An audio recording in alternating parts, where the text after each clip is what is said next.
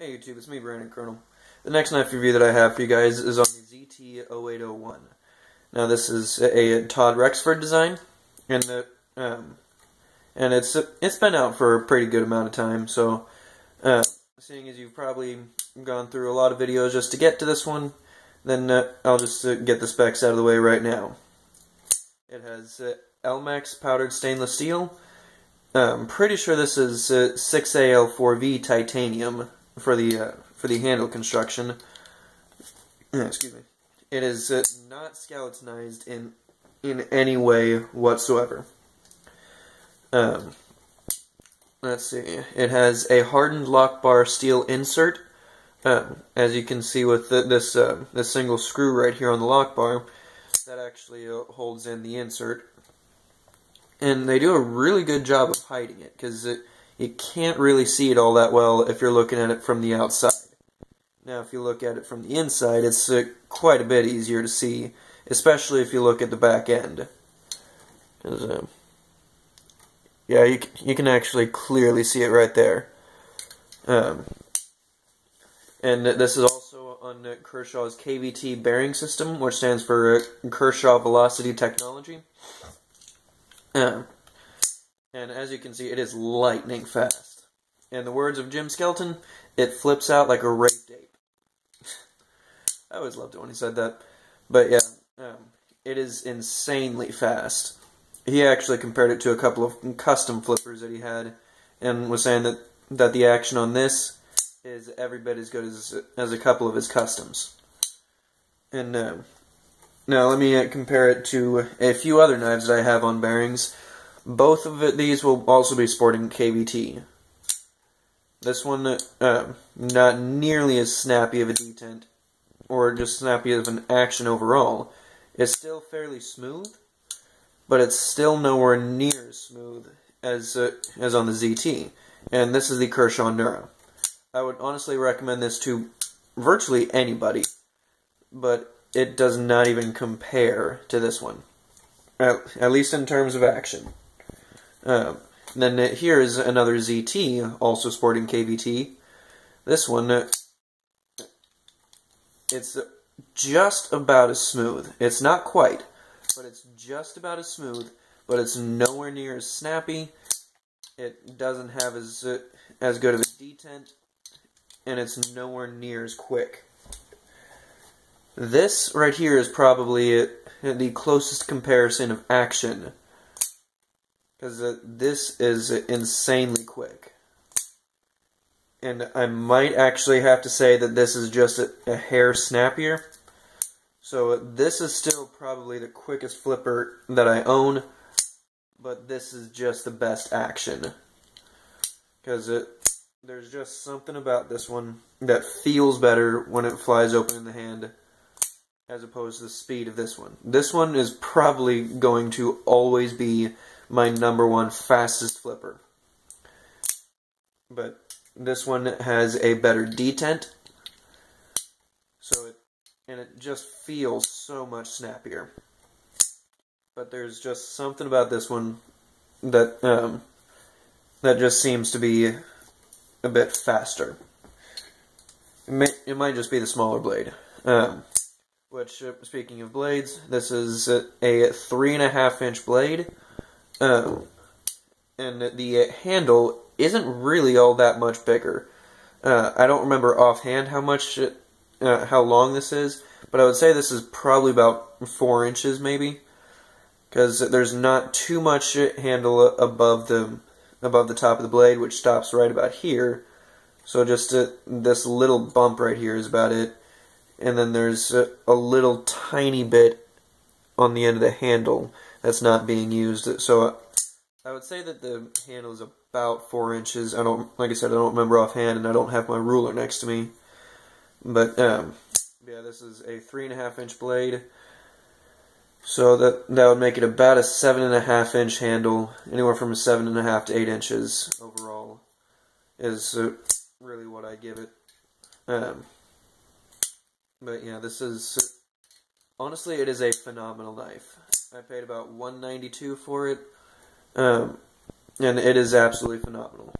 Now the downsides that I had when I got this knife was that this is actually the first blade that I've ever had with Elmax that actually had a poor heat treat on the Elmax. Here we go. This is an incredibly low grit stone. I probably went for about 1,000 passes per side of my edge over this stone to the point where it actually feels smooth on the top. I've used it that much. The sides are still fairly grippy, and if you bear down on this thing, you'll still feel the grit. Don't get me wrong, this is still a very low grit stone. It didn't exactly polish it or anything. But from how much I use this, I leveled it to the point where it is, you barely feel the grit if you're only touching it lightly. It actually feels smooth. If you bear down on it, yeah, you still feel it. And if you try to sharpen your knife on this, you're definitely going to feel that soul grating grit. Because all of you knife guys that sharpen by hand out there, you'll probably know what I'm saying when I say the soul grating grit. Because you can just feel the steel being ripped out of your knife. And it's almost painful to actually do it, especially if you're actually trying to sharpen something on one of these instead of reprofile. Which, basically what I was doing was, I'm pretty sure that the edge on this thing was just burnt. Because, I know that ZT has a problem with burning the edges when they're grinding the initial bevels and actually grinding the edge itself. And they have a tendency to burn it. Well, Elmax needs to be used with baby gloves. So, yeah, they have a tendency to burn straight through the heat treat and make the edge brittle. Which, honestly, I went through about 2 cardboard boxes the size of your average hair dryer box. So, not really that big. I went through 2 of them, and it completely went from a hair-popping edge to basically it so dull that I could grab the blade as hard as I could and just pull. And all that would happen is there would be some kind of a white line across. As you can see, this thing is incredibly sharp. So, yeah, and I've generally fixed the edge on this. I can guarantee you I've still got a bit of work ahead of me before this thing is perfect. But yeah, the edge was definitely burnt, and I still haven't completely gotten rid of all of it. So yeah, that's still a problem right now. But right now I'm still testing it out to see just how far it can actually go right now before I go any farther with the low grit stone to see how much farther I can get it. But yeah, overall the edge now is working fairly well. It's still not the best. As far as edge retention goes, it's still not the best. And it's also not the sharpest, but I think that's just because of edge geometry. Because I sharpened it the same way that I always would, and then I didn't use it. And then this is the same sharpness level that it was at before. Okay, I don't know why that's bending over. There we go. Yeah, as you can see, it's absolutely sharp. But yeah, so that's what I've got so far on the edge. Now, as far as the overall design of the knife, there's a couple of things that people seem to not like. They, for one, didn't like all of the billboarding that ZT does. They've got like the Rexford design, Kai USA, Elmax USA, 801, the serial number, ZT on the pocket clip, ZT on the presentation side of the blade, zero tolerance right here along the handle, which honestly I like it right there. But as far as everybody complaining about ZT's billboarding of everything, did you come up with the design? No. Did you buy the knife? Most likely, yes. Where is your dog in the fight? it's not really up to you. So, for everybody who's complaining about ZT's billboarding, if you don't like it, then don't buy it. Either that, or buy it, and then remove the billboarding. Take some sandpaper, rub it off, do a stonewashing of your own. If you don't have the equipment or the money to do it, then just don't buy the ZT in the first place. Or don't buy the Kershaw, because Kershaw does the exact same freaking thing. So just to avoid the knives that actually do it. Sorry, I keep on looking down. I'm just trying to get the stuff in order that's in front of me right now. Because being back at my house, then I can't exactly have everything on a desk in front of me like I usually do. But yeah, so just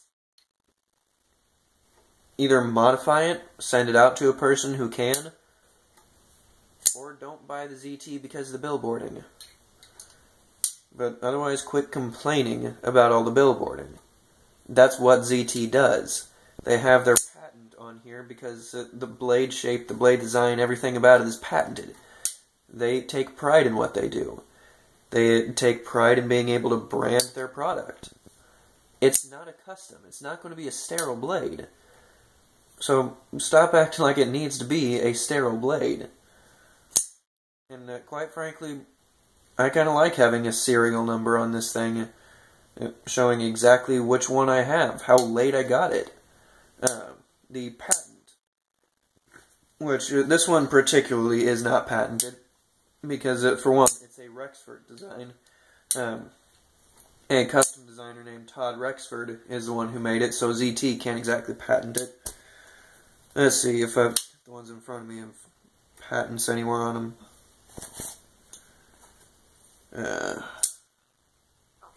That's a Sinkovich. That's a Hinder.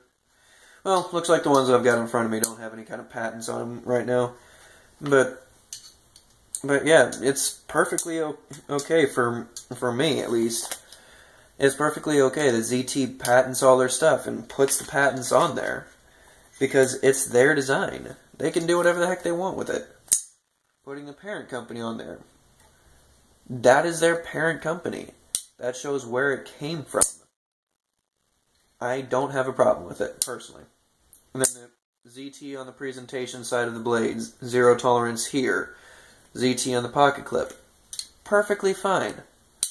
If you don't like it, then don't get it. Simple. Just don't get it if you don't like it.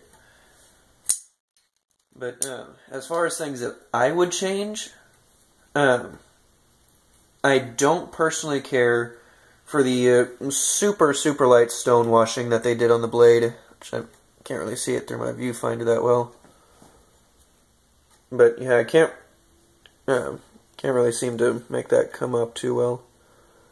But yeah, there's a super fine stonewashing all over the titanium, and I don't really care for that. But that is something that I can rectify myself. And eventually, one of these days, I'm going to eventually sand it down and fix that. It just depends on how much time I have and whether or not I actually think that I can get it by hand. Because if I can't get it by hand, then I'm not going to do it. But yeah, so I'm probably going to find some other piece of titanium. I might even just simply take this one and see if I can sand the inside of it, so that way I'm not worrying about the outside too much, and see just what happens, so that way I don't quite get a reflective polish, but I do get a nice satin that looks better than the stone washing on this. And if it works out, then I'll definitely do it on this one. Because this knife I don't really carry all that much anymore. So this will basically be my experimentation knife at this point. So yeah, that should work out. But another thing that I don't like is something that I actually kind of agreed with everybody else on. And that's the black hardware. I don't personally feel that it fits. I think they should have gone with a satin or even a polished set of hardware. So that I'll definitely be taking off if I leave any kind of the coating on, it'll probably be in the little dimples around here, just as a smaller accent color to the pivot itself. And so that might look a little bit better, but just fully jet black hardware, no. It would have to have something else going on with it than just the jet black hardware. I really don't care for that. So yeah, I will be polishing the hardware sometime. And I also, if you guys have been following my channel for any period of time, then you would know by now I cannot stand deep carry pocket clips. They are the bane of my knife collecting existence. So this pocket clip will be gone fairly, I guess I can't say fairly soon because I don't know when I'll have the money to get it. But I will be replacing this deep carry pocket clip with a non-deep carry one. There's two pocket clips that I've got my eyes on right now. One of which is just a standard bent titanium pocket clip. Looks like any old production pocket clip, but the only difference is that it's not deep carry and it also is a satin, so it'll actually go with this quite a bit better. In fact, I think the color does resemble the exact color on here, which, if I'm not mistaken, this looks bead blast, not just straight titanium. But then the other pocket clip that I'm looking at is a custom sculpted titanium pocket clip. And that one comes in various anodized colors, and it also has milled lines, so it'll actually go fairly well with this. But yeah, so I'm looking forward to seeing which one I can actually get. If I have enough money to spare, then I'm definitely going with the sculpted, because if I go with the sculpted, then I am, by all means, going to do whatever I can to strip this down and put a satin on the handle instead of the stonewash that I can't stand. The stonewashing on the blade is spot on. I really like the stonewashing on the blade, but I cannot stand the stonewashing on the titanium. To me, it just doesn't look as good. Okay. Another thing I'm not too big of a fan of is the jimping on the flipper tab. It's a little sharp, and this is actually the first knife that I've ever owned that I needed to get a callus on my pointer finger in order to use the knife properly. Or maybe not properly so much as comfortably. Because the jimping is fairly sharp, and if you put too much pressure on it and then slip, it shreds your finger, and it does not feel good. The lock bar is fairly easy to disengage. They actually do have a bit of a cutout right here that you can see, so the fat of your thumb just drops in there, and it makes it easier to disengage it. Even just disengaging the lock bar is fairly smooth. Everything is just very fluid here. So yeah, it's just really easy. What they did on that was what they tried to do on the Kershaw Nura. They tried to make a bit of a widening there, but it ended up just getting sharp and fairly uncomfortable. I may actually try to smoothen that down later myself. It just all depends on what I feel like doing, because recently this has taken over my pocket. I have not used another knife basically since the day that I got that thing in. So even though this is one of my favorite knives, I might never actually carry this thing again. I may actually have to force myself to carry another knife other than this one. That is just how much I like it. As far as smoothness, my Junkyard Dog 2.2 is one of the smoothest knives that I own. It is very easily outdone by this knife. And like I said, the Hinderer version ZT, this is a 561. The smoothness on this, it compares, but at the same time it doesn't even compare. I mean, you can tell the amazing, incredible smoothness on this thing, but there's a grit to it. There is absolutely no grit on this knife. When this thing drops, it's like it's on a cloud. It is insanely smooth. The Kershaw Nura, it just feels tighter.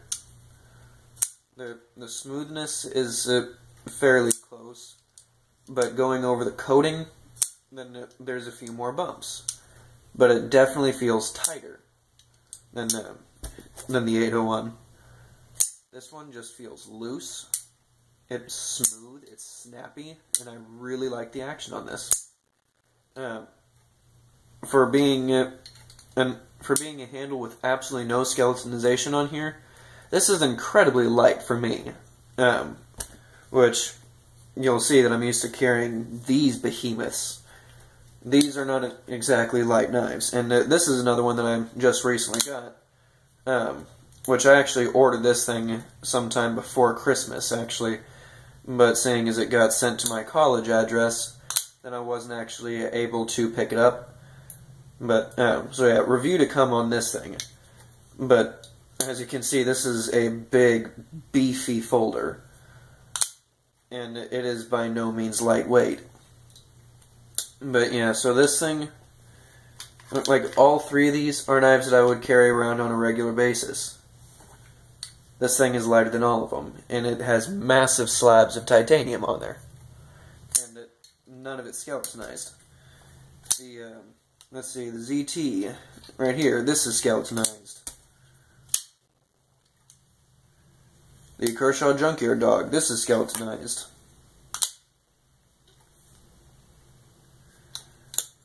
The Liangma CRKT Eraser, this is not skeletonized.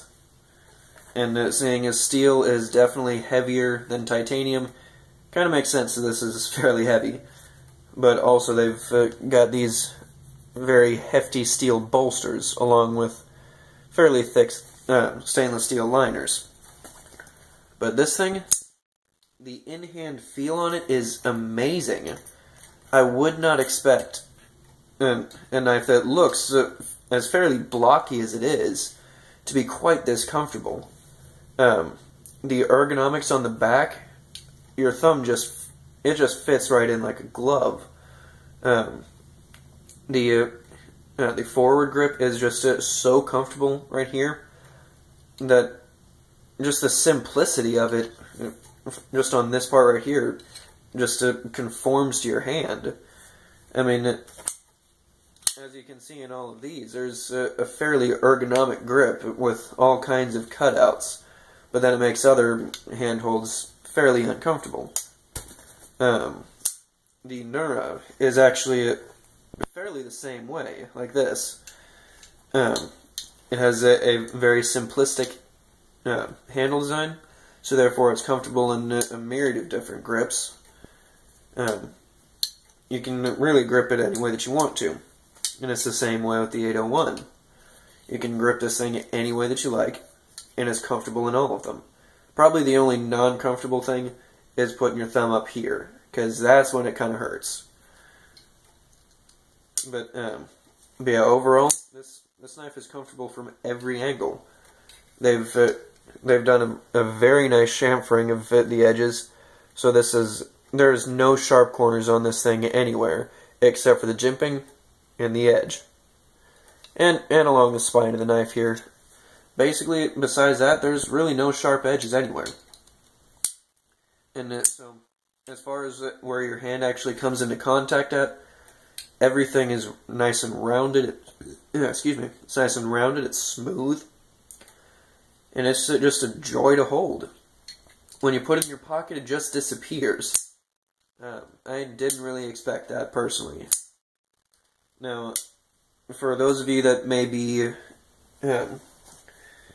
prefer carrying knives of this kind of weight, which this is the CRKT M16-02Z, or say maybe the carbon fiber 770 from ZT, which is basically the smaller version of the ill-fated 777, which there's a lot of crap going on around that knife, which I'm just not even going to get into that.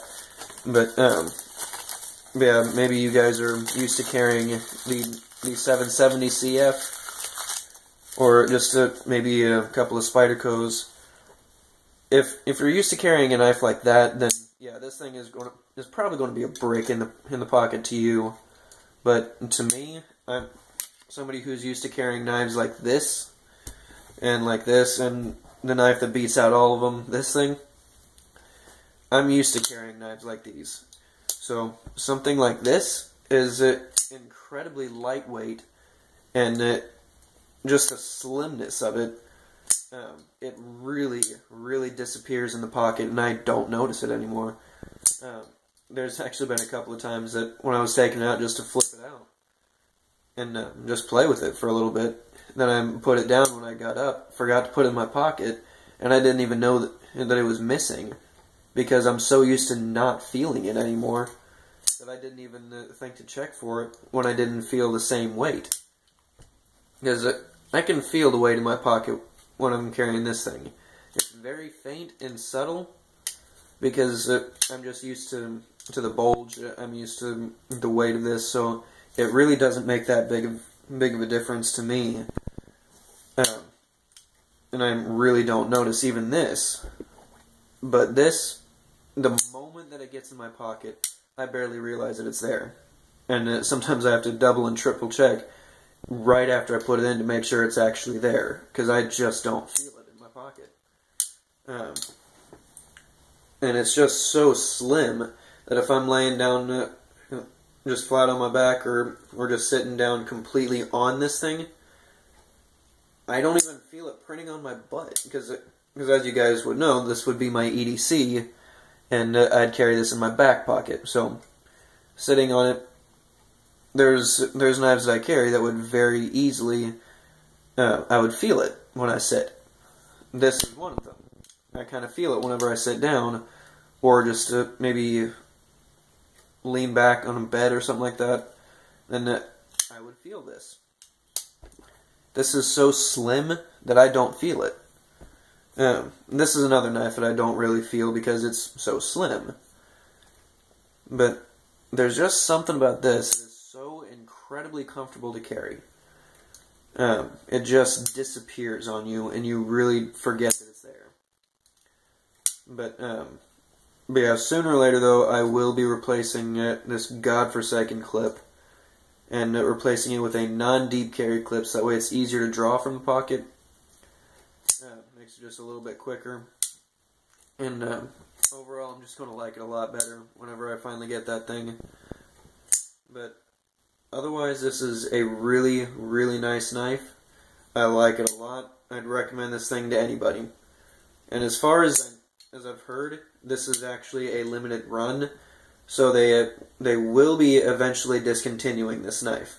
As far as when exactly, that I truly don't know, but I'd suggest getting your hands on one of these things ASAP, because it'll be well worth it to get your hands on one of these, just so, if for nothing more than the comfort and the action. Get this knife. Go ahead, spend the extra money, and go and get one. You will not be disappointed. As always, YouTube, stay safe.